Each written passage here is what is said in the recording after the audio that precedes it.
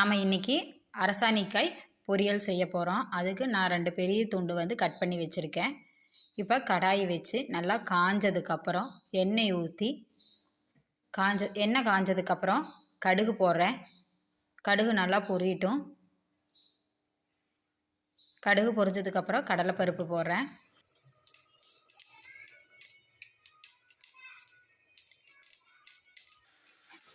கடலைப்பருப்பு நல்லா பொரியட்டும். பொரிஞ்சதுக்கப்புறம்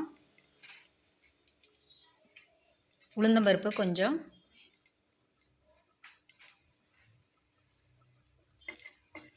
பச்சை மிளகாய், நான் பொடி பொடியாக நறுக்கினா பச்சை மிளகாய் போட்டிருக்கேன். கருவேப்பிலை கொஞ்சம்,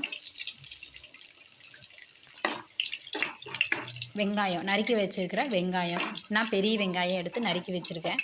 பெரிய வெங்காயம் நறுக்கின வெங்காயத்தை போட்டுக்கோங்க. நல்லா வதங்கினதுக்கப்புறம் நம்ம அரிஞ்சு வச்சுருக்கிற அரசாணிக்காயை நான் போடுறேன்.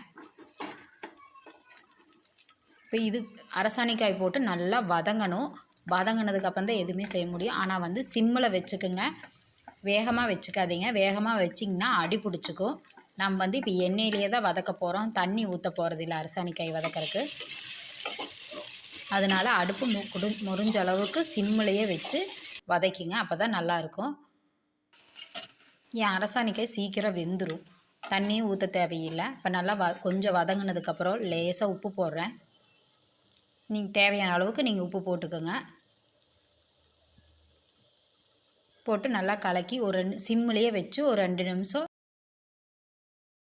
மூடி வச்சிங்கனாவே நல்லா வதங்கிடும். இப்போ நல்லா மூடி வச்சதுக்கப்புறம் வதங்கிருச்சு. பார்த்திங்கன்னா எண்ணெய் தண்ணியே ஊற்றலை, எண்ணெயிலேயே நல்லா வதங்கிருச்சு.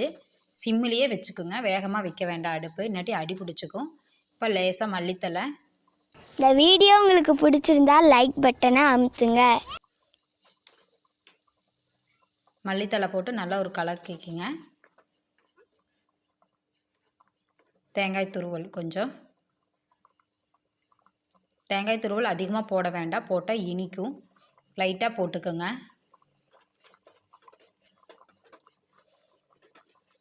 இப்போ நம்மளுக்கு தேவையான அரசாணிக்காய் பொரியல் ரெடி.